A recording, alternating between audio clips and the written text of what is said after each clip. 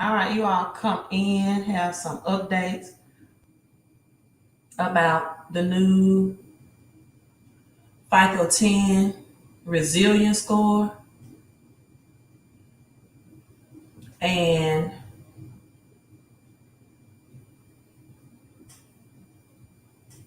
also, my guests, we're going to try to make sure that we can live stream together. So, let me let you all come in. Again, this topic is on the new FICO 10 resilience score. And part two of the topic, which would you choose? 850 credit score or 600K, $600,000. Which would you choose? Good evening, good evening, good evening, everyone coming in. Hello, Tyra, Nathaniel. So I'm gonna give a shout out to the first people to come in, and going to give this a little time to build up, and also see if he can use this link and if we can get this technology together to do this dual live stream. Right. Hopefully everything goes well and goes smooth as expected. Hello, hello, good evening, everyone coming in. If you got time, give me your city and state. Sorry for my arm in the broadcast. City and state. Let me change this. Data privacy public. All right, so we good. Hello, Sonya. Hello, Miss Tillman. Excuse me. Nathaniel already coming in. Thanks, Facebook, for the heart and the digital love. Nathaniel is already coming in. He will choose the 850 credit score. Atlanta, Georgia's in the house. Oh, I see Alvin is already in the house. Let me try to connect with Alvin. Hey, Can you? I can hear you. Can you hear me? hey, Hey, I can hear you. Can you hear me? I can hear can you you. hear me? Yes. Me. We good. Cool, cool.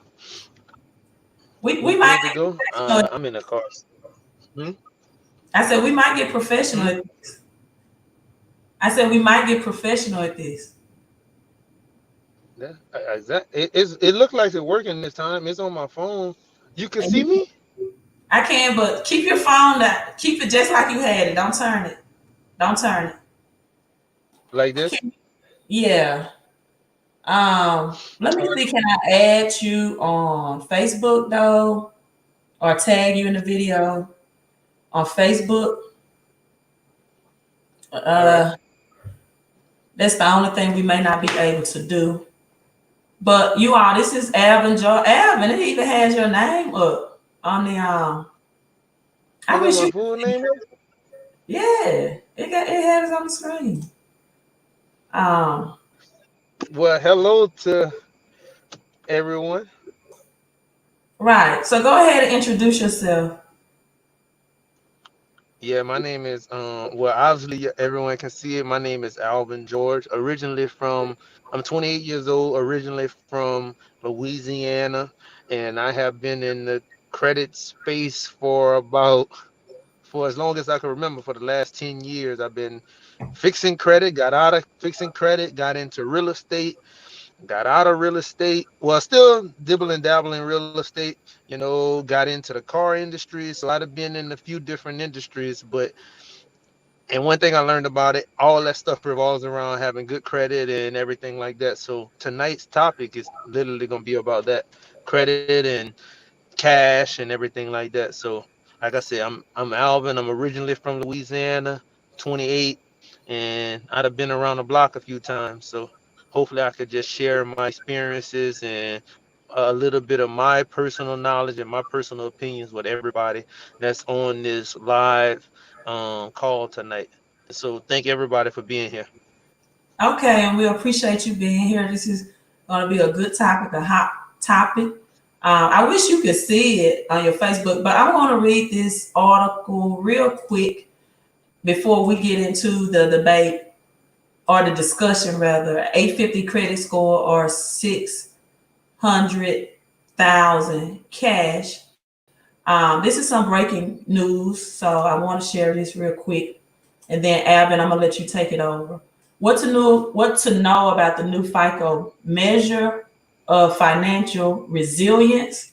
Article just released by ABC News. FICO announced Monday it was launching the pilot version of its new resilience index, a tool designed to. My computer blacked out for a minute. All right. A tool designed to complement the standard FICO score to give lenders an idea of consumers' resilience. Alvin, check this out. During an unexpected economic disruption, lenders and investors need to be able to evaluate and manage portfolios based on rapid changing conditions to further safety and soundness in the credit, as well as support the global economy. Sally Taylor, the vice president and general manager at FICO Scores, said in a statement announcing the new index. So this is just released on Monday. Consumers benefit. Oh, today is Monday. I'm sorry. When you start working from home, you even forget the days of the week. But consumers benefit. Yeah. Right. Consumers benefit when lenders have the tools to identify resilient borrowers, enabling lenders to price their products more competitively and to responsibly provide greater access to credit than they otherwise be able to. So, in other words, they're trying to responsibly issue our credit during this time. So, I've been telling people since January FICO 10 was arriving at the end of June, and they make this move on today, June 29th. The measurement provides an additional layer of insight to help more accurately capture the resilience of a consumer and empower lenders to provide access to credit during difficult economic times. Taylor added in a blog post explaining the new tool. The index ranks consumers from a scale to 1 to 99, and consumers in the 1 to 44 range are viewed as the most prepared and able to weather an economic shift. So while lenders often responded to economic uncertainty by raising credit score cut-off qualification, the FICO Resilience Index can be used as an additional tool for lenders to help identify those who, they say the same thing over again, more resilient on economic stress. The score was created as part of FICO's analysis of more than 70 million consumer credit files, and they're comparing this to the Great Recession. So this is scary. During the Great Recession, FICO said in a statement, and so the higher the resilience, the consumers tend to have more experience in managing credit, fewer active accounts, fewer credit inquiries in the last year, as well as lower total revolving balances. While so this is change is in effect. If you don't know about it or haven't seen it, that's because you may not have an account with my FICO, which is your true FICO score. So I'm going to end on that. The Credit Millennial made a statement that I've seen this resilient index in my FICO app since March. My index has improved each month, right? Yes, Jesus, thank you. Congratulations at Credit Millennial. And we have also Louisiana in the house. So I myself might need to I don't have my FICO honestly, just because I have a roundabout idea of where my credit score always sits or aligns. But that's a great tool for some people that really don't know where their score will be, or they may be under that 720 mark, for you all to make that investment in so you can see where you stand with these new changes. Um, so that's it about the FICO Resilience Index. And probably tomorrow I have more breaking news on that. So, Alvin, let's get into our discussion. You can take over this part from here. 850 credit score or 600,000 cash. Which would you choose and why? Cool. Do we have any comments on what the audience would choose? Do we have any Um, comments? I have one person that comment. Nathaniel said he would pick the 850 score. So I would ask Nathaniel, pick eight. anyone else in attendance. You all put a comment. Which one would you select? So we got one Which person one would that you said select? me. One. One person said the 850 credit score. Cool, cool. I'll give it a second, then I'll kick in and I'll share my opinions and my thoughts on what Okay. I'll pick. Second person, three people, 850. The credit millennials said Hey, 850. Um, man, we got some smart people in this group. Leah Evans said 850. Um, Another person, Demisha, Demisha Smith, 850. Sonia Tillman, 850. Absolutely. We got one person that added 50K to it. Mr. Steven Johnson said 650,000 cash. So he added 50 more K. Why Huh? Stephen Johnson? Why 650K? Why I'm This message is for Stephen Johnson. Why 650K, Stephen? So we're I gonna want let him to elaborate on his 650,000, and then I'm gonna just discuss. I like his opinion, though. I like it. 600K. I'm cash poor, but 701 FICO. oh, so you can see the comments now. Yeah, I could see the comments just starting to pop up at the bottom. Okay, good, All good, right, cool, good, good. So I'm just gonna let you look at them and read them out. cool. 850, 850. We're gonna start in just a second. Okay. Good evening. Probably the 850, 82 Hollywood. Cool. Well, let's kick it off. Latanya, what would you pick? Well, What's when you your initially what's your um when you initially asked me, right? Just initially asking mhm. me, I don't know what time of night you text me that question. I'm like, why is Alvin texting me this time of night? But anyway, my first response was, I have the credit score. Give me the cash. Honestly, Correct. that was my first Hmm. response. I remember you did say that. Right. I remember you did say that. Well, and then we discussed it a little bit, and I think you changed your mind. But let's talk about it. Let's talk about it. Me personally, this is gonna come from my personal opinion and my personal experience. Because I know whatever exactly what I will do with it. Okay, okay, all right, no problem. Good answer, Steven. Good answer. Well, I'm gonna share my opinion and my personal experiences on why I choose one over the other. And so here's my answer. My answer is, of course, the 850 credit score.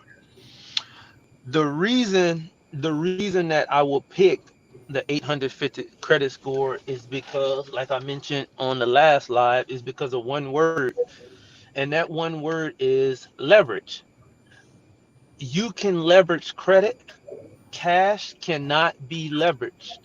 And I'm gonna reply to Steven Johnson. He mentioned about the 600 cash. With 600 cash, you can only buy $600,000 cash worth of product or service. You cannot buy $601 worth of product or service. You can only buy $600,000 of product and service. There's no leverage. You cannot leverage for any amount higher, opposed to having an 850 credit score. And it doesn't even have to be an 850. In this instance, you just have to have a strong established credit file. And what I mean by that, a strong established credit file, leveraging that can get you practically anything because of leverage. So like I mentioned, you can obtain, if you're looking at a property and you only have $600,000 cash, you're not going to be able to purchase $1 million property unless you have to fall back on credit and leverage your credit to get this $1 million home. You have to fall back on credit, so at this point you might as well just go all credit, work on your credit score, and guess what, you can leverage and get the entire $1 million.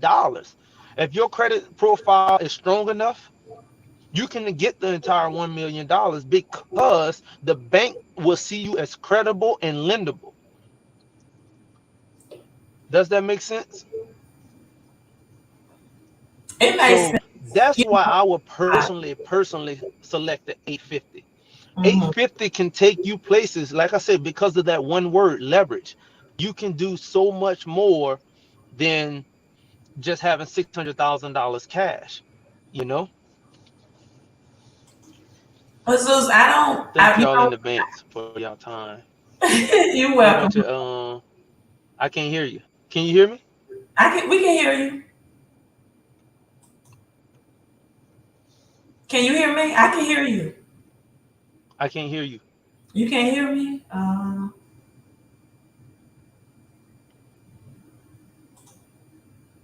Can you hear me now? I mean, I don't know. You can't hear me. Mm-mm. Hmm. Weird, but it's okay. But understand, if y'all watched the first live, I mentioned, if we was on a race, let's look at it like this. I would say let's take two people in a similar situation. Two people, you got to give them the exact same situation. You got person A and you got person B. They both work for the same company. Let's say they work for Chase Bank, right? Both of them work for the same exact company. They both work in the same exact position. They both make the same exact salary. Let's say they both make $150,000 a piece. And let's say, for example, they was having a race. They wanted to race to see who could become a millionaire first, which means generate them $1 million, right? We're gonna give each person the same exact circumstances. So no circumstances will not be different. The circumstances gonna be exactly the same. With 600K, I can buy assets to make sure I have cash flow. Yes, that is right, Stephen, but you can only buy 600K worth of assets. With the 850, I can buy $1 million worth of assets. I can buy $1.5 million worth of assets. I could buy $2.5 million worth of assets. There's no limit on what I can buy with my score, and I can leverage. The beautiful thing about it, I can leverage other people's money. I can leverage your 600 cash to buy an investment for me, and then actually get someone else to pay for that investment. They've been doing this for years. We're just not getting hip to this game called leverage, but they've been doing this for years. I'm sure we all stayed in apartments before, or we'd have had an apartment before. Some of us may have had homes our whole life, but let's say, for instance, we were renting an apartment, like a big 200-300 unit apartment complex, a big apartment complex. Let's say we were renting an apartment over there. Do you think the owner actually went and paid 20-30 million dollars cash for an apartment complex? Of course not. They leverage their assets, they leverage their credit, they leverage, and it doesn't have to be personal credit, it can be business credit, it can be corporate credit. They leverage their credit, which means borrowing money from the bank and from other people to buy this asset, And guess what? They're getting people like us to pay back this mortgage, this loan, because we're renting from them. Do you think they're charging us exactly what their mortgage is on the apartment complex that they purchased? Of course not. They're marking it up. And guess what? The money that we give them, the cash flow that we give them, they pay back the loan and they pocket the difference, straight profit. And that's why I'm saying credit is way more important than cash, and you can leverage and you can scale much quicker using credit. And for anyone that wants to dive in and do their own research, go look at Walmart's business model. Go look at how Walmart got started. Everything that Walmart did from the beginning of time, they put everything on credit, and all the consumers that was going inside of Walmart, they was buying these items and paying back the credit that Walmart borrowed, and they just profited the difference. You can actually look, if you know anything about business credit and stuff like that, a business credit report can be pulled up by anyone. You can pull up a business credit report on any company at any time, and you're going to see, man, these big corporations have really well established credit profiles. Why you think that is? Walmart, let's say they want to open a new Walmart store. You think they're about to go spend 60 million, 70 million to open up a new store? Of course not. They're going to put that on credit. And then guess what? Once all the consumers go in and buy that product, they're going to pay that back. They're going to pay that back with the profits, with the cash flow that they're making from the consumer. So that's why I suggest a 850 over a 600 cash. Well, I'm gonna just say credit. Forget the 850, credit over cash, because at the end of the day, in my eyes, credit is king, because cash limits you. Cash really limits you from doing almost the impossible. There's no limit you can have if you leverage credit right, you use it properly, you pay it back properly, and the banks are going to give you more and more and more each time. That's why when you get a $200 credit card starting off your credit, you use it properly. Next thing you know, you go back to the bank, they want to give you $1,000. You use that $1,000 properly, then guess what? They give you 10,000. You use that properly, then they're going to give you 100,000. You know, that's just been my that's been my journey. I have personal and I have corporate credit. So I know the game. I understand the power in it. And the credit, I'm telling you, credit will take you further and quicker, and it will allow you to scale much quicker if you're planning on starting a business or anything. Credit will save your life if you use it properly. So take that to the bank, you know. And like I said, $600,000 cash is not, it's not bad, but cash, understand this, it loses its value every single year. Like, it loses its purchasing power. Credit never loses its purchasing power. Cash loses its purchasing power. So understand this. Most people say, hey, the price of this and this and this is going up. The truth is, the price ain't really going up. Well, if you look at it visually from a physical standpoint, yeah, the price is going up, but the value of the dollar is actually going down. It's buying less today than it was 20 years ago, 30 years ago.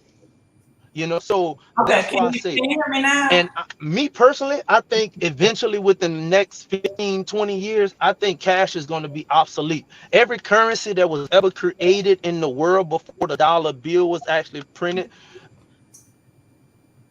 actually lost its value and it went to zero. You know, so what you think is happening to the dollar? The value is going to zero, and that's why this live stream tonight is specifically about credit. And I strongly believe a 850 credit score will carry you much further, much quicker than $600 cash will. $600,000 cash will. Can you hear me now? Can you hear me? Exactly. I read this. Credit can also destroy your life, even if you're smart. Have friends in real estate that got severely hurt during the pandemic. Yes, it can, but that's when some people like that is over leveraged. They're not focusing on cash flow. See, real estate is more than just having credit. You know, you have to. I just did some real estate property in Texas. So understanding this, if you using your credit to invest in real estate is more than just, just having good credit. You have to really understand cash flow. You have to really understand, like what to do with that real estate. The markets, real estate is a business. You got to look at it like a business. It's going to be up and down, up and down. You have to understand that. So credit can destroy you if you use it the wrong way. But here's a little golden nugget. Most of the wealthy people that I'm surrounded by, they're not buying real estate properties in their personal name anyway. So let's say for example, hold on one second. They're not buying real estate in their personal name anyway. They're buying real estate in corporations' name using corporate credit and business credit. For the reason being, let's say you have a real estate property in your personal name and something like the pandemic does happen, then guess what? If you lose this real estate property, the first thing it's going to affect is your credit, because now you're facing foreclosure, and guess what? Your credit is impacted. Now you gotta either try to get that off your credit report or wait the next 7 to 10 years to have this foreclosure removed off of your report. What these corporate people are doing, what these wealthy individuals are doing, they're starting businesses. They're establishing. You can't hear me? No, they can hear you. Go ahead.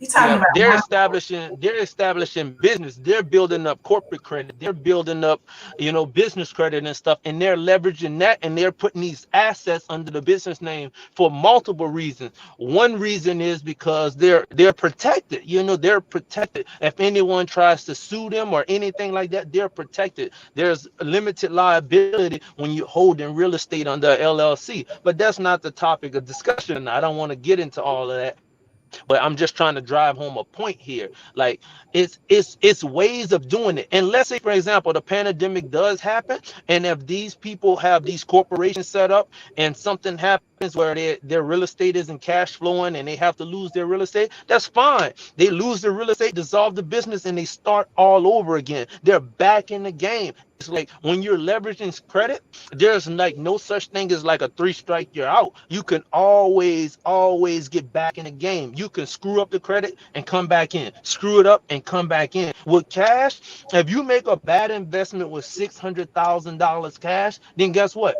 You just out of your money. You know what I mean? You don't have any more money. You have to work hard again to get that money back. But with credit, you make a bad investment. If you know how to, maneuver, you can get back in the game. Correct. Jesus, I can use less than 300 and buy three or more properties and put them on the LLC to take advantage of all those write-offs. Of course.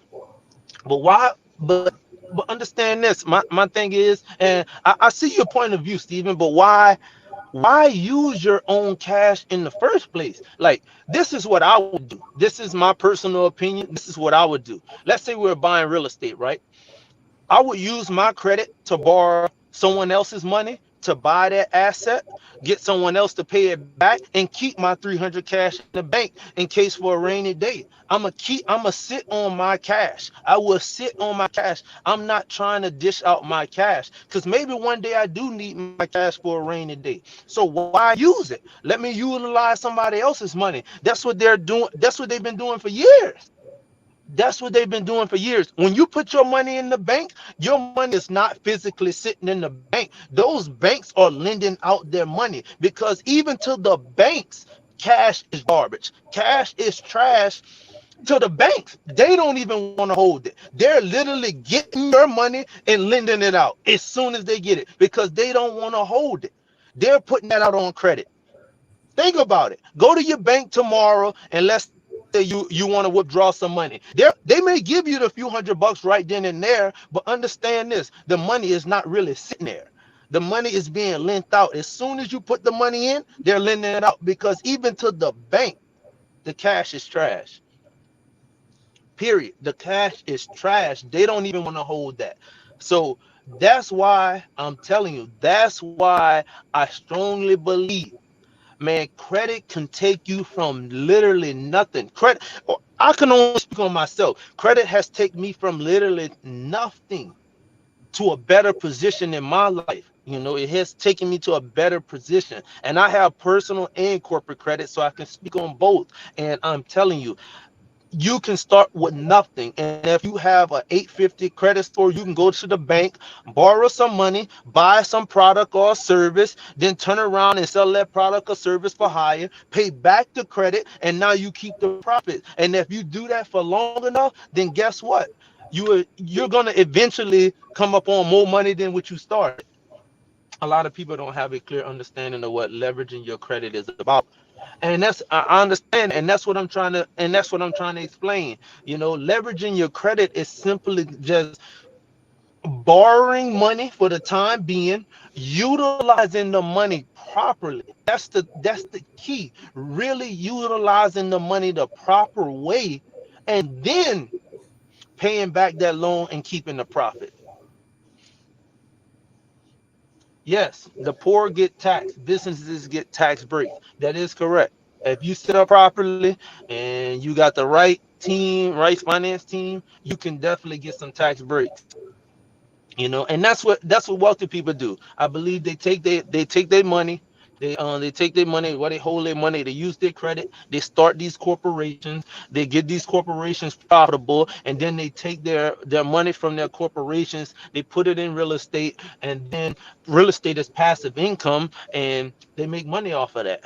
And then I'm gonna give you a golden nugget here. Debt is not tax. So most of these wealthy investors that's borrowing all this money and getting all these money from these banks and stuff, man, these people are not being taxed on this money. That's why someone like Robert Kiyosaki, and quote me on this, you can literally look up videos and news articles and stuff. He said he'll make $1 million a year, but not pay any taxes. He wouldn't pay any taxes because he understands the game. He understands how the wealthy move, and that's what I'm trying to share tonight. You know, and don't get me wrong, it's not like I know everything, but I'm in the process of learning, and I'm surrounding myself with people, millionaires, multimillionaires every day, and these people play a different game. They're really playing a different game out here. So the topic of discussion tonight, the 850 versus the 600, I'm definitely taking the 850 by far. And I'm not talking about somebody that just got an 850 score with two trade lines or something like that. Well, you can't even have an 850 score with two trade lines. So, but y'all understand my myth. The biggest myth is debt freedom plus financial freedom. Absolutely, absolutely. And I'm gonna speak on that, Latanya. I'm gonna speak on that.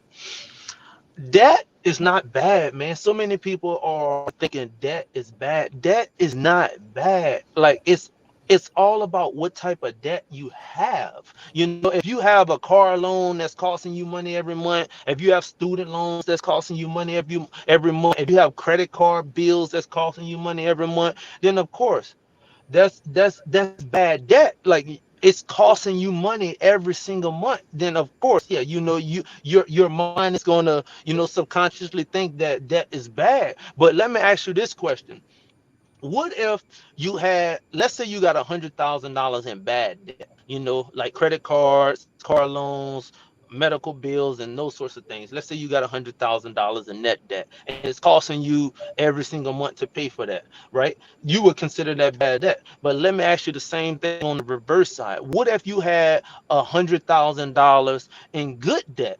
This debt was invested into a cash flowing, income producing property or something like that, right? And this property paid you, let's say, $2,000, $3,000 a month. Would you still think debt is bad? Of course not. You'd have got all this money through all these years from this property, paid off that $100,000, and you still got the asset producing money for you every single month. So all debt is not bad, and that's why I say make sure, like, It's all about financial intelligence. It's all about your financial IQ. It's all about just getting financially savvy and financially smart with your money and understanding what to do with it. Not letting money sit in the bank. Don't let money sit in the bank. Money doesn't draw enough interest to sit in the bank. You have to move that money to other avenues so it can make a cash on cash return so you can get higher percentages and yields on your money. So by far, credit is my answer. Credit card debt does not automatically mean bad debt. You keep saying credit card debt is bad debt. Well, I was speaking of credit, Jesus. I was speaking of credit card debt in the way of like, let's say you got a J.C. Penney's card, a dealer's card, or something like that. I'm not saying credit card debt as far as leveraging credit cards to buy something that's income producing. I'm not speaking of that. I'm speaking on the aspect of most people have credit card debt that's bad. It's bad credit card debt, meaning they got store cards. You can't leverage uh Old Navy or JC Penney credit card to buy something that's income producing because it's only used at that store. You can't use it anywhere else. That's bad credit card debt. So I'm not saying that all credit card debt is bad. It's all about how you using credit card debt. You know, that's what I'm saying. I had to change my way of thinking when it comes to that. Cash flow is key and it goes hand in hand with having and keeping good credit. I strongly believe that. I strongly believe that. Yep. And for some reason, Latanya, I cannot hear you. You still can't hear me? And now your mic is off. Um, can everyone on the platform hear me, or is it just Alvin? So I Let can me know. see. I can hear you fine. And you can still hear me. I can hear you fine. I don't. For some reason, you can't hear me. I don't think. Yep. So like any questions, any Okay. like Okay. ask. I feel like I'm here to answer any questions. Like we could do like a Q&A if anybody want me to elaborate on anything further. Like I'm willing to talk a little further. Yeah, we can hear both of y'all. So that's my take on it. So if I can recommend anything to anyone, build that credit up. Start a corporation, start a business, then start building you some business credit up, building you some business capital, and just go from there and learn how to use that credit to become wealthy.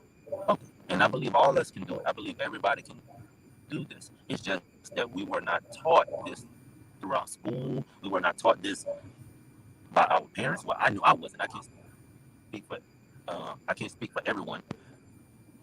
But I wasn't really taught all of this. So can everybody hear me? No, I'm sending him text me. It's breaking up now. Can you hear me?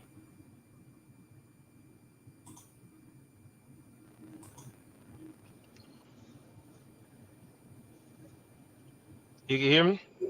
Now, yes. Now you good. Can you hear me? Yes. That's better? Yes. Yes. That's better. All right, Mr. Cole, how do I get started building? Started building credit? Like what you're trying to get started building credit?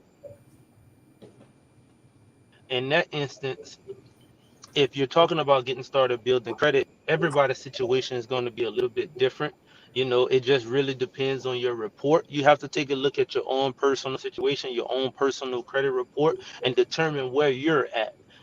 Determine where you're at. If you have a few credit cards and stuff like that, then you may need to look at credit utilization, lower your credit utilization, and add installments account or something. It really just depends on your situation. Or like if you have no credit cards and you're brand new to credit, then of course where you would start, I would recommend go get one or two secured cards. You can go to your local credit union, you can go to your local bank like Capital One or Chase or something, Wells Fargo, and you can ask them, hey, can I get a secured card? It's going to require a down payment from you. It's going to require you to give 200-300 bucks or something like that as a little down payment security deposit. That's going to be totally refundable to you. but you can start there by utilizing a secure credit card. I am at 740. Well, if you're at 740, just build from there. If you got credit cards, utilize those credit cards properly. Make sure you have a mixture of credit, like make sure you have an installment loan on there. That can be a car loan, a mortgage loan, and you can just build from there. Then once you get your score to a decent amount, then I don't know what your personal goals are, but start your LLC, start your business or something if you don't already have one. I don't personally know, but that's what I would recommend. You can't just go for the credit score 850. They look at credit history, income, etc. All those factors have to be lined up to put you at an advantage. That is true. That is very true. But I was only just tonight, to keep things basic and simple. I was just only speaking on like the score. Of course, there's other things that go into it, like income, debt to income ratio, and all those things. But I didn't want to. I was just trying to express the fact that credit has the power to be leveraged and cash does not have the power to be leveraged. That's basically what the topic of discussion is tonight. Credit has the power to be leveraged. Cash cannot be leveraged. You can only, no matter what amount of cash you have, you can only buy the amount of value that you have with that cash. So if you have $100,000, you can only buy $100,000 worth worth of product or service. And that's when it comes to, for instance, real estate and stocks. I look at it like that. With real estate, you can use lower down payments and use your credit, but you can buy, let's say you're looking at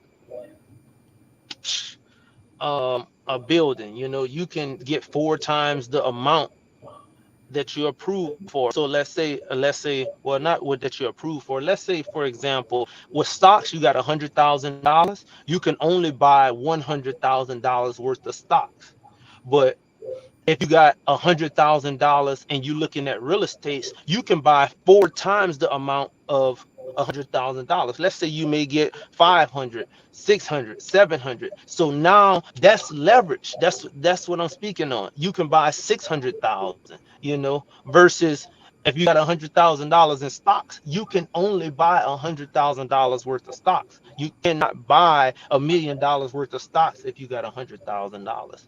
You see what I'm saying? So that's the point tonight. The point is credit can be leveraged. Cash cannot be leveraged. I have a 760 credit and I own three houses free and clear, but I can't show any income, so the banks won't give me a dime. But hey, I have a 750. Well, if you own these houses free and clear and you make an income, why not just start a business? Have that income run through your business. Now you can start proving your income. He should have. They should There's have always a way. equity in There's those always homes. a way around that. They should have equity in those There's homes. always a way around that. Yeah, there's something's not right about that. Something's not right about that. They should have equity.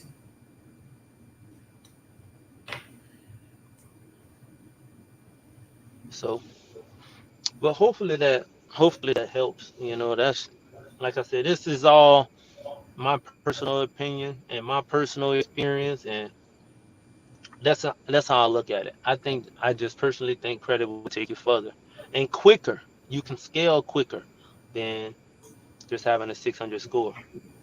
And I hope this information, benefited you in some type of way. I hope it did, and I hope you got something out of this.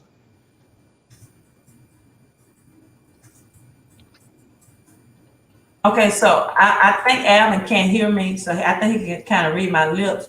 But I those can't three, hear you okay, but for some reason. just I don't know why. Let me check my yeah, audio.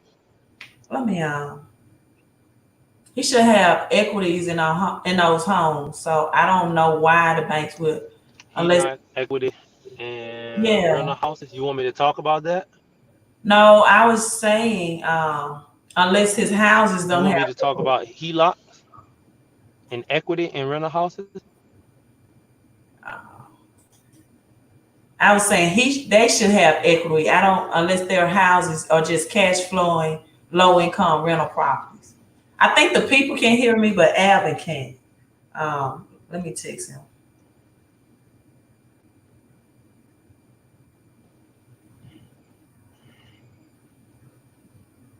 So yeah, I don't know. He must just have low income. I think Alvin got out for a second, but he must just have the low income. Yeah, sorry, I'm back, guys. Okay, so let me know if you can. Can you hear me now? Oh, we Um, could chat right here on the screen. yeah. So they said they can hear both of us. It's something with Alvin. Good evening, Cool. everyone. Yeah. Great content. Thank you, Mr. Mentor. Thank you, thank you, thank you, thank you. Any more questions you all may have?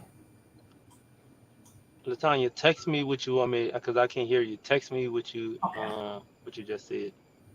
Okay. I don't know why my mic and my speaker's not working.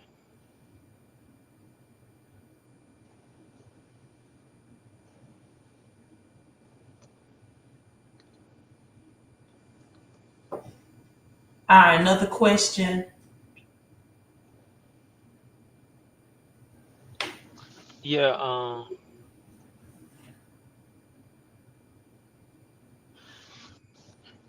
Terrence. All right, great.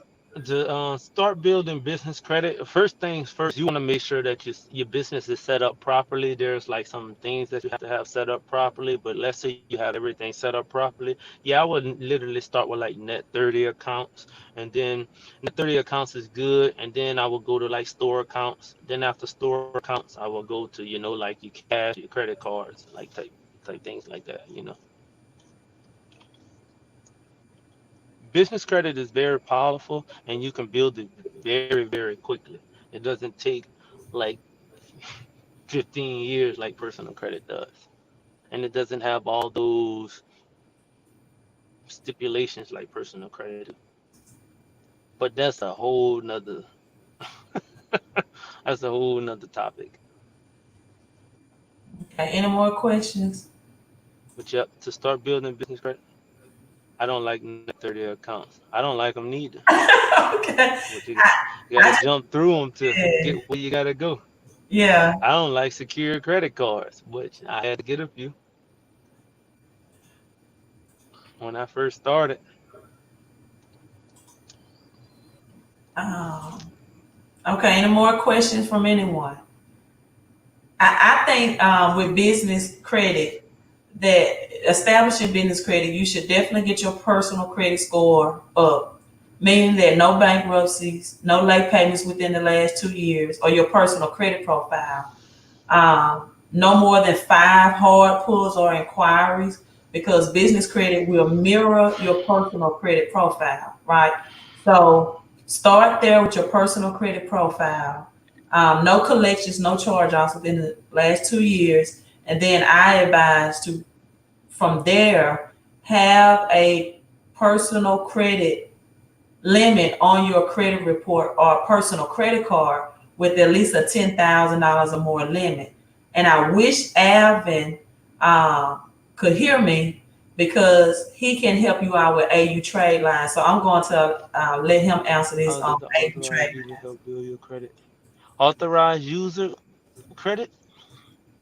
Authorized user, you got to be careful with authorized user. And I know there's some changes coming to FICO 10 concerning authorized users and stuff like that. But just to elaborate a little bit on it, authorized users, you have to be very, very careful. I would recommend this.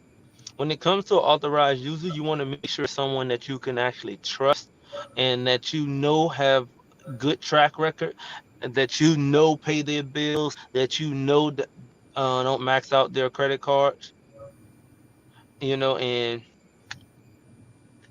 then I would say move forward with the authorized user account, because you don't want to add yourself as an authorized user to someone and they miss a payment, or they go late, or their credit card goes to collections or derogatory, and now you're stuck with that same thing on your credit report. So you just want to be careful with authorized user accounts. That's Authorized users can make you or break you. Right. So authorized users, yes, just definitely be careful with authorized users accounts. I had a question about question ways to get to 850 score above. I had a question about question way to get to 850 score above. Well, 850 on the FICO is the highest you can go. You can't really go higher than 850 on the FICO. You know, FICO is the highest you can go is the 850, 350 to 850. Will business credit mirror my personal credit even if I have an LLC and separate EIN? Well, when it comes to business credit, man, what I like about business credit, um, this is a very tricky one. Today, sometimes, not all the times, you can build business credit not linked to your social security number and everything like that. But now that a lot of banks are changing and people are doing different things, some banks are almost requiring you to have like a personal guarantee on an account. Like some banks are almost requiring that, because I applied for watch, let me show you. I had this card here. This is I got this card right here. I got the business Amex card, and That's the the set. bank required me. American Express required me to have a personal guarantee. Even though my business was making good money and everything like that, they still require me to have it. Thank you, Alvin, and thanks, Queen, the credit. But what is a net 30 account? Net 30 account is simple. It's just like an account that you borrow and you got to pay the account off in 30 days. That's what it means. You just have to pay this account off. And let's say you purchase the item from Walmart. You got that item.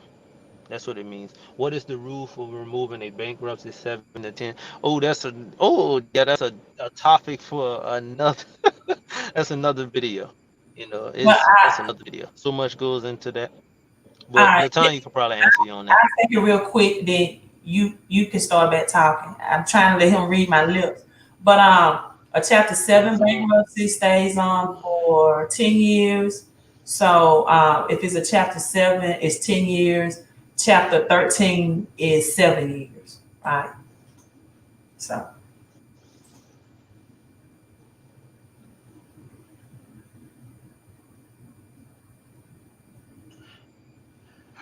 Oh man, me personally, Brandon, on authorized users starting a trade line business, man, I can't give you.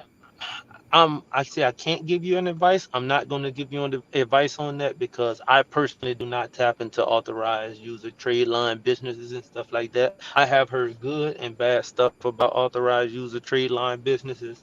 I have done some research on it. A few of these businesses have some major lawsuits against them. So I'm not going to tell you to do that or not. That's solely going to be your discretion. You have the choice to do that. But me personally, I wouldn't tap into that arena. I mean, I asked it earlier. What is the quickest way to get to 850 from mid 500s? I had no history due to no cars. Would you recommend trade lines? Yeah, yeah, but when it comes to getting to the 850, understand this, guys. You don't necessarily have to have an 850 to accomplish what you're trying to accomplish. You don't have to have an 850. We was just only using 850 as the topic of discussions. You can do a lot with a 750. You can do a lot with a 730. You can do a lot. The banks are understand what I'm about to say. The banks are going to judge you by your credit score, but that's not going to be the only factor in approving you for certain trade lines. They're going to look at certain loans and stuff like that. They're going to look at your credit history. They're going to look at the trade lines that you have, how established they are, and everything like that.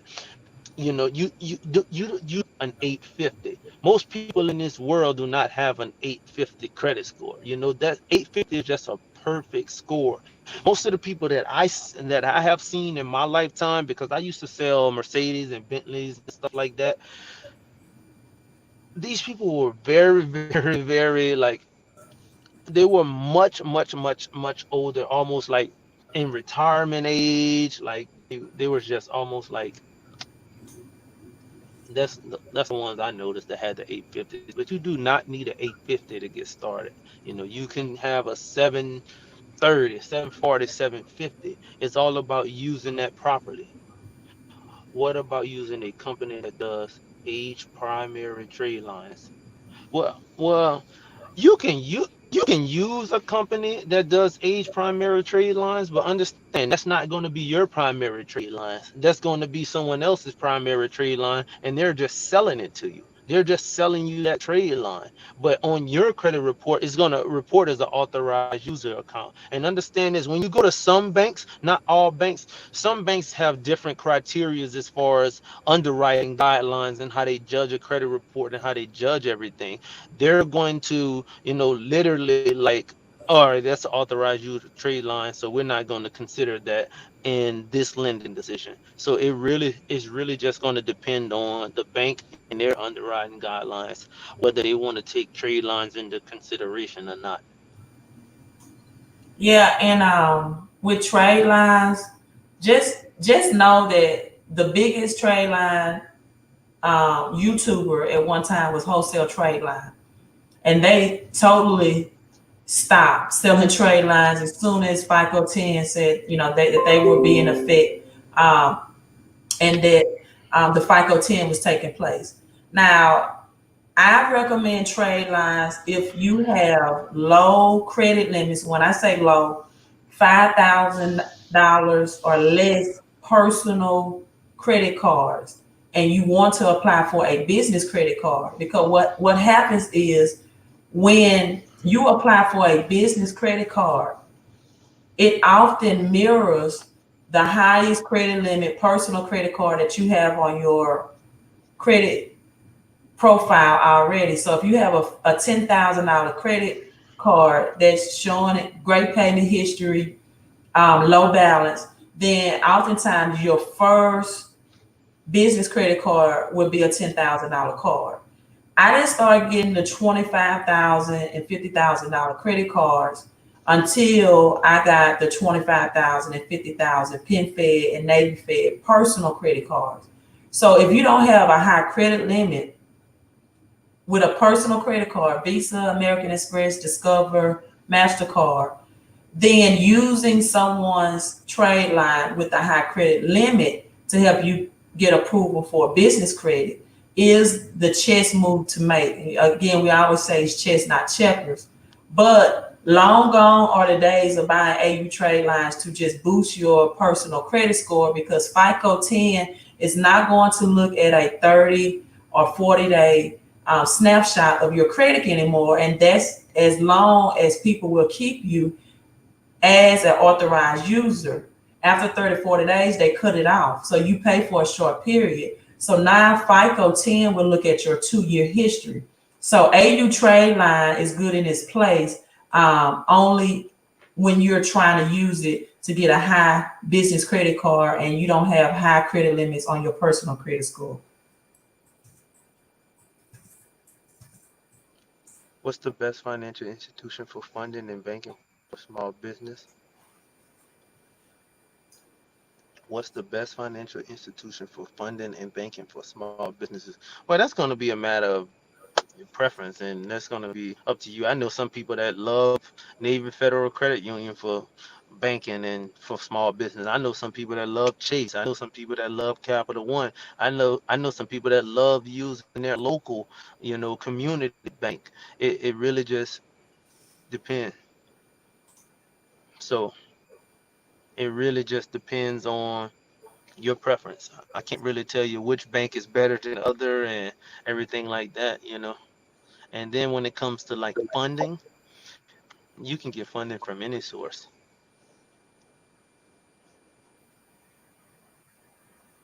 Affinity banking. Can you get a business credit card without having a business? No. So Looking to get rid of a collection account. Pay it off now or wait until it falls off. How much does the score usually go up after it comes off? Looking to use my credit so to try for a house. All right, looking to get rid of a I wouldn't, me personally, I wouldn't pay off the collection. I wouldn't pay off the collection account. It depends on how old it is and everything like that, but I wouldn't pay off the collection account. I'll dispute it first and see if I can have it Right. removed that way, and then, you know, I'll go from there. But I wouldn't pay off a collection account. Looking to use Correct. my credit soon to try to apply for a house. As far as how much the score is gonna go up after the collection come off, there's no way of me telling exactly how many points you're gonna gain from a collection falling off your credit report. But sometimes, usually when your a collection is removed from your credit report, you do receive some benefit from it. But there's no way of knowing exactly how many points your score is gonna go up. Like I can't determine that. Like no one can determine that. If someone can tell you, they can tell you it's gonna go up a certain amount of points. They're not telling you the truth. They have no way of knowing that. Yeah, because it all depends on like the algorithm with your credit Right. profile.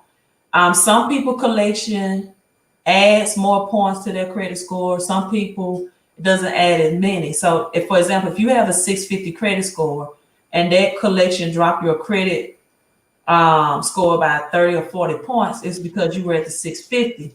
But someone that has a 750 credit score, they may take a 50 or 60 point hit because they had a higher score and it hurt their score even more, right? So it's all dependent on where your credit score is. It affects your score differently than others. So paying a collection will only report on your credit report as a paid collection, but it still will be a collection. I would not wait till it fall off. It takes 7 years to fall off. Challenging it because if they cannot validate and What was verify that the saying? collection, Lucas you said can legally get it going to deleted off your college credit soon. report. Everyone is paid. He's in trouble with the feds. He said long-term fees will not be legal to credit fee. You see, Carissa, Miss Carissa, exactly. That's what I'm saying, man. That's like trade lines are. You have to be careful when it comes to trade lines. You have to be careful. You have to the comment section. I started about 8 months ago with a secured card. My score was 532, and now it's at 764, and I now have 5 cards. Just came. Leah Evans, great job. That's a good start. That is a good start. Make sure you continue to pay those accounts on time, and it's only up from there. I started with Capital One, never missed a payment, and kept the balances low. That's the key. That is the key right there. And always remember this: your first credit card that you ever got, never close it. The first one you ever got, because that's going to build your credit history forever. Keep that card open forever. The very first credit card that you got, because it's going to give you that primary history, and that card is going to build time out for years. I love Navy Federal too. Yeah. I be listening to the Queen of Credit. The Queen of Credit, Latange. That you listening to the right person. The Queen of Credit, you are listening to the right one. I have a few high limit credit cards, but how would you recommend getting around the debt to income ratio? If I want to get higher than 25 because I have student loans and my mortgage is bulk. Well, the only way you gotta pay that down. There's no other way around it. You have to pay that down.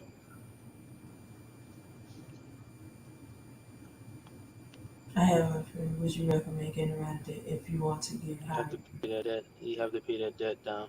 And sometimes, see, I don't have any student loans, so what I can give you, from what I have heard, student loans sometimes have high interest rates. It fluctuates. If you don't have that amount, let's say you only have 15, 20 grand in student loans, and the interest rates are really high, and I would consider like consolidating that, putting it on one thing at a lower interest rate if your credit is good, paying off the student loans, and then just pay off that consolidation loan. It just really depends on the strategy. It just depends on the strategy that you use. You have to have a great strategy. Now if you got 300,000 in student loans, 400,000, well, that's a different story. That's a completely different story.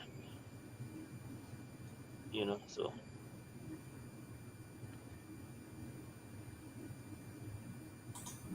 I know. Uh, So what's the average number of credit cards to have? Honestly, starting out, I would recommend you have three credit cards. Three credit cards is fine. You can have more. I have more. I probably have. I have a lot. You know. What do you consider a thick credit file? How many accounts? I would consider a good credit file to be like 12 plus accounts. Would you recommend paying off student loans at this moment? Right now, at this specific time, nah, nah. Right now, what I'm doing, I'm only speaking on what I'm doing. I'm not giving anybody financial advice. What I'm doing right now, I'm stacking cash. I'm stacking cash, and I'm making sure my credit is tight because I love real estate. So once this real estate market do what it does, then I'm going in head first. But I wouldn't recommend. What I would do, I would literally set up something with student loans. all right, can you get child support off your credit? You can get a child support off of Yep. your credit report, but I don't do it. I personally don't do it. I'm just really big on that. Now, if it's something happen, maybe, but I don't assist people with those. It's just something I don't do. I believe children should get the support that they need, and if the payments are late or behind, that's not something that I can do. But anything that's reporting inaccurate, um, incomplete, or unverifiable on your credit report, can be deleted. Can be deleted. So they can be deleted. I personally don't dispute those. And but yes, Yep. if the report I have inaccurate child or support, verified and and it's incomplete, they can be deleted. positive. Great That's job. good. Yeah, I've seen child support report positive before. That's good, man. You you taking care of your business. Awesome. What is the best way to boost my credit score? I'm currently debt free and looking to buy a house. Next year's score is now 672. Basically, we'll have to take a look at your credit reports and everything like that. But quickest way, pay down credit cards, make sure they're below 10% utilization. Oh, let me break that down really quick. For Miss Aries, Fire, 0414, and for everyone else. Look at credit utilization like you would grades in school. I look at it this way. A 1 to 9% would be considered an A. 10 to 19% would be considered a B. 20 to 29% would be considered a C. 30 to 39% is considered a D, and anything past that is an F. So, for instance, if you're at 20, um, if you're at 25%, then your credit score may be floating around the 680s or something like that. But paying that down, getting it to an A, at 2%, then of course you're going to get more points. For example, in school, like you're still passing with a C grade, but you don't have the same number of points as somebody with an A passing grade. Does that make sense? So I would look at credit utilization like that. So if you had a 672 and you ain't got no collections, no derogatories, nothing like that, utilize those credit cards properly if you have credit cards, and make on-time payments on your accounts, and you know um just go from there.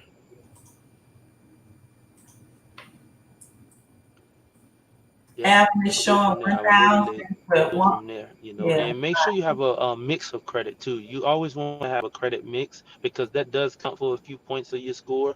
Credit mix is going to be different type of accounts, revolving and installment accounts. An installment account is going to be a mortgage loan or a car loan, or a personal loan, like a personal loan or something like that. You want to make sure you have that too, and that maximize some of your points. And length of history, is having your rent report on your credit report a good idea? I mean, how helpful is it? If so, how can it be done?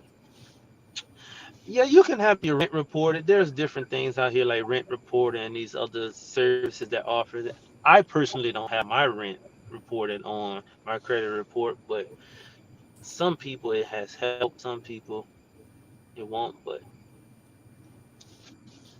it's Well, yeah, sometimes having your rent reporter will there's give different services increase your credit to score. having Yeah, your rent reported on your credit report. yeah. Let me But look I'm at. sure just reach out to the queen of credit and she can definitely help you with that. So you all let us know if you have any more questions while I pull You're up. welcome. Yeah. Aries Fire, you're welcome. I actually love talking to these people. Do This you? is my first time on this Okay. this thing, like How so many? like thank you all for tuning in. Like this has been great. This is my first time like really doing this. I don't want any hard money loans because the market is too volatile. The banks are asking for consignment because they don't have 2 years of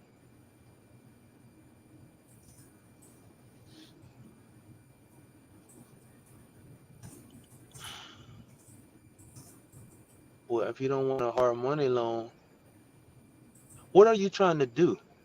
Like, are you trying to do real estate? Like, what are you trying to do?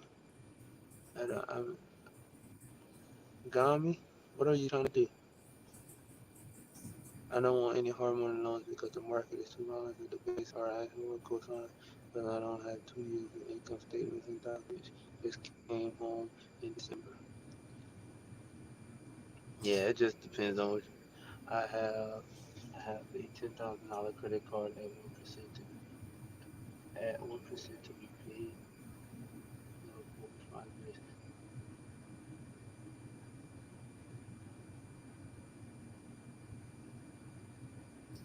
Is it a fixed payment on that credit card? I have a $10,000 credit card at 1% to be paid over 5 years. We suggest to pay it to increase my utilization. All right, so you have a $10,000 credit card.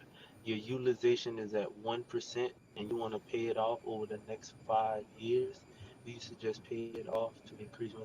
If you got a $10,000 credit card and you're only using 1% of that, like that's wonderful. I would just continue to make minimum payment on that. Like if that's what you're telling me right now, you know, if that's what you're telling me.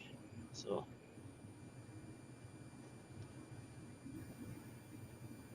and what is Okay, she's saying it's a fixed credit card. That sounds like an installment law. Are you sure it's a credit card?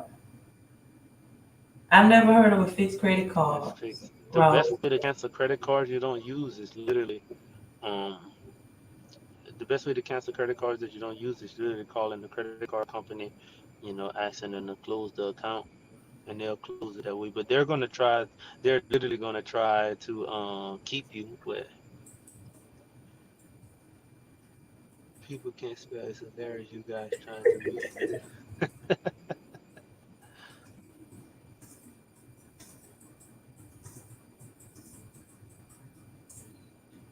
But yeah, closing the credit card is. He just called that bank and I own 3 cribs and I'm trying to pull out some equity.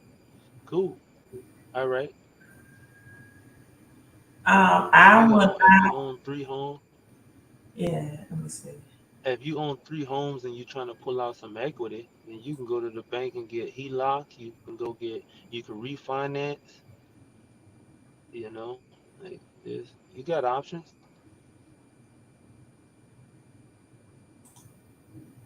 Thanks for all that you do. This is the reason why my credit is growing. Knowledge is power. Mr. Mentor, that's right, man. Knowledge is power. And like I said, Man, all this knowledge came from me reading books and being around people that came before me, and just tuning in. Yes, Discover gave me disagreement as long as it is debited from my account monthly. So Rose, this credit card that you have, you said it's a fixed payment, and did you go into some kind of like program with Discover, like a consolidation program or something? I'm sorry, I'm kind of like, I don't know, I'm stuck trying to figure out exactly. Okay, I will Can do you that please for you. put your info in the chat? Okay. I have zero balance. I have zero balance charge-offs on cards that I owe. Should I pay it? And if it's reporting no balance. Good. Oh, that's a good one. TC. That's a good one.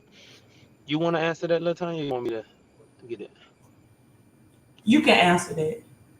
Yeah. So when it comes to charge-off, this is what I see on charge-off accounts, charge-off credit card. On charge-off accounts, if it's like the major banks, like let's say like your Chases, your Bank of Americas, your Wells Fargo's, the banks that you're gonna go to again and try to borrow money from, and let's say you owe Chase $200 on a credit card, and let's say you may potentially want another credit card from Chase. In some circumstances, not in all, but in some circumstances, if you don't pay Chase their money, and like let's say you just had this credit card a year ago and you let it go into charge-off status, if you try to go back and apply for another credit card, they're gonna pull up the fact that you owe them $200, and they may, not 100%, they may decline your new credit application because they see in their system that you didn't pay them on their last card. So on that instance for charge-offs, if it's a major bank that you know you're gonna need money again from, I do recommend to people that, hey, you take care of those banks. You take care of them and they're gonna take care of you. That's how I look at it. I just came, I just came. They want 2 years of income statements. Yes. Okay. Well, you gotta get 2 years of income statements. If you went to the bank and they want 2 years of income statements, yeah, yep. Or you have to find another route. Hard money lenders, private lenders, like have to find another route. One thing I learned about here, there's money out here. The money is, what is your top advice for first-time home buyers? First-time home buyers, there's so many different programs out here for first-time home buyers. Um, you can literally just there's some people. Make sure y'all contact the Queen of Credit. I'll lend her some information that she can share with y'all. But like I said, you can do a FHA loan for first-time home buyers for 3.5% down. So if you borrow every $100,000 you borrow, that's only $3,500 out of your pockets. Then there's also like down payment assistance programs and stuff they were running. All this stuff changes frequently, but there's so many different programs and stuff out here. Like I don't even keep up. I can't even keep up with it all. Do you still have a current installment loan for a credit mix, or is it showing a paid off when reporting on your credit history?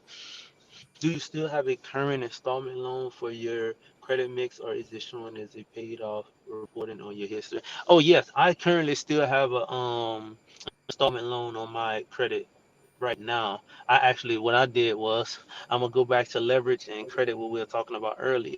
About 2 3 months ago, yeah, about 2 3 months ago, I actually borrowed. True story. I actually borrowed like $80,000. They put the installment loan on my credit. I took that $80,000. I put it into a project. Other people's money. I put it into a project. I got my return back on that project, and I paid the 80 back, and I just pocketed the difference. Give me Flex credit card. So yes, I do still have an open installment loan on my credit. You mean Flex credit card? Um, how can you? How can you get into Navy Federal? Quick Johnson, to get into Navy Federal, you have to have like a family member, a friend. You have to be active military, DOD. You have to be involved with the military or armed forces and air forces and all that stuff some type of way. You have to know somebody, your family member, something like that. Me personally, I got in through a family member. Jesus, no, I thought she said she had a fixed credit card like it was an installment loan. No, I It's never heard of a credit card with a fixed payment amount. Credit cards are usually revolving accounts, which means that the payments are going to be pretty much different every month. Thank y'all for all of you this got a info. Oh 1999. man, Desiree, we appreciate it. Thank you so Thank much. you. I really appreciate that. Thank you. Navy will let you join if you have a deceased family member as well. Nugget. Oh, that's good. Crumb. I did not know that. Oh, that is It is. awesome. Um, for collection and resulting in settlement regards the amount, will you receive a 1099-C? I do know Collection. that you will receive a 1099-C for charge off accounts. And yes, if they resulted in a settlement as well. If you have a good tax preparer, however, there are ways where you will not be taxed on that 1099-C. So, and real quick, I want to share this about the rent. Someone asked earlier. Let me share this real quick, share our screen. This is the home-based business that have credit rebuilding restoration tips. Once you become a business partner with me or just a membership, one of the ways that they suggest you start rebuilding or build your credit is use rent to build your credit, right? And so their device for the members or people that are part of the business is Rent Track, and it definitely will help pay build your credit score, especially if you are paying rent on time as agreed anyway. You might as well use it in a positive or use it to help you increase and build your credit score. So check into Rent Track um, to see if that is for renters and to report that to your credit score. So that's the answer on that. And then I'll let Alvin take this question.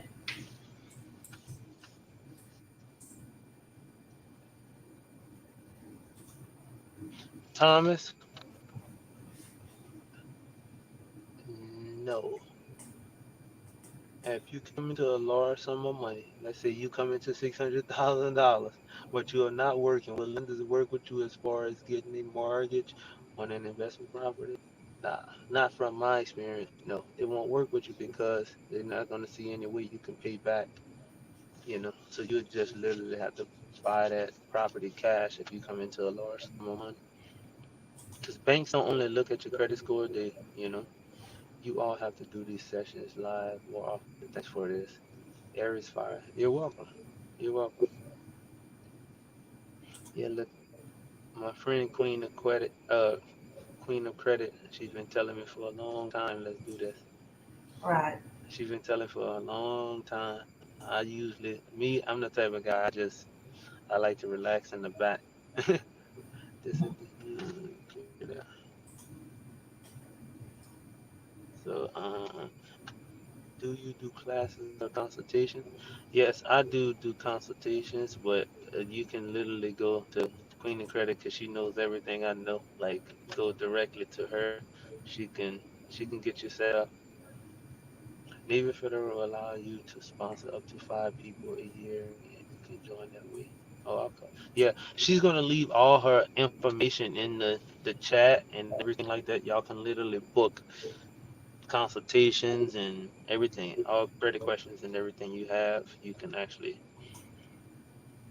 Sorry, I mean I would need a current installment loan, or I can just have one report on my history to satisfy the credit mix. It depends.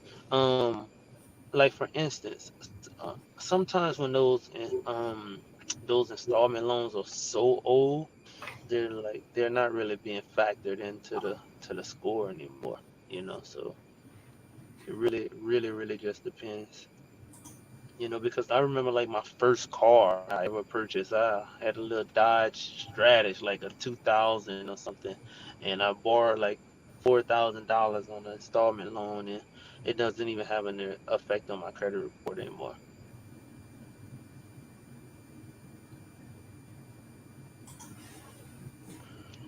Thank you, God. Really appreciate it. We need this. Leah Evans. Thank you so much. We appreciate it. We really appreciate it, Leah. Thank you. Thank you for your contribution. Thank you.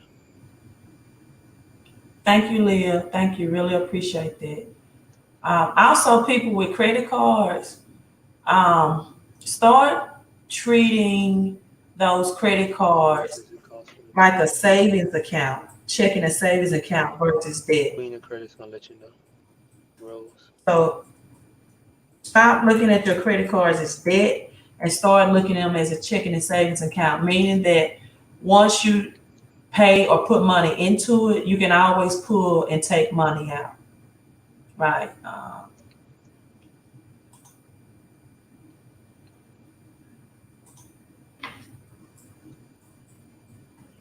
Thomas, good question. Does piggyback and still work under new FICO score? Yes, it does still work, but like I mentioned earlier before, it really is just going to depend on what you're trying to do. Not all banks are going to consider authorized user accounts. Like it really just depends. I actually just piggybacked one of my friends on one of my accounts literally like this month and reported on the 23rd, and so it really just depends. But it does work. So to answer you, are there a lot of things to know about real estate, or should I just dive right in and roll the dice? Terrence, man, when it comes to real estate, I would recommend start educating yourself a little bit first. You never really want to dive right in and roll the dice. And you know what's so funny? I dove right in and rolled the dice, and I lost money. So I'm not gonna tell you or steer you in the path that I went down. Literally, just start educating yourself a little bit. Like I said, I'm still learning myself. Like, I'm not no expert, I'm still learning. I have people around me, I have mentors and stuff that's literally teaching me the things that I don't know. So my recommendations to you would be to literally um start getting a little information. Let me see, roll the dice.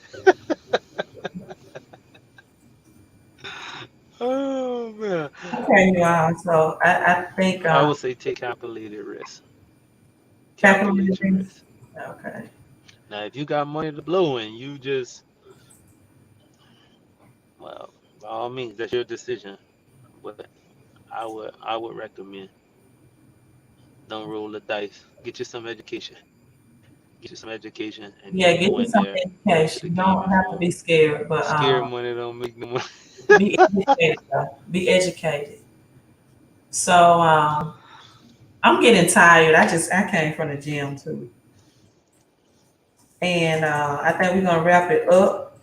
I will talk to Alvin about doing more live streams. I think we have two more questions we're going to answer for you all and see if he wants to answer these, and we'll roll it up.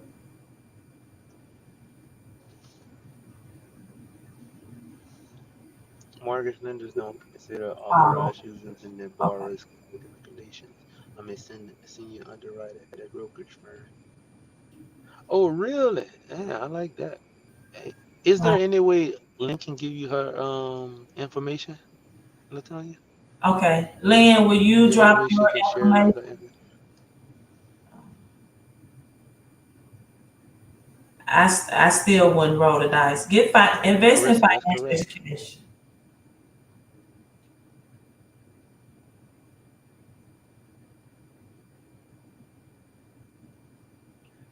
Do not use She's a your senior credit as underwriter. Yeah, cash. and that's what I was saying earlier, Lynn. Um, Literally, not all banks and lenders look at authorized users accounts. But guys, we have been on this for quite some times, and it was a pleasure. I want to first of all thank Queen of Credit for inviting me Hey, here. Al. I really want to thank her for that. Like, this has been great. Thank you so much, and thank all of you that tuned in tonight that was able to, listen to us, that took y'all time out y'all precious day to actually listen to us. I really want to thank you all for tuning in. We really appreciate it, and I hope everyone on this live have a blessed day. So hopefully we can do this. Hopefully we could do this again soon. Yeah, Lynn, please email um Queen of Latanya, Credit, and we can definitely connect. Alvin must be getting sleepy. We can definitely connect because All right. We you as sign well. out. Bye. Okay. Thank you, Good night. Alvin. See y'all later. Have a Hey, blessed night. enjoy you all.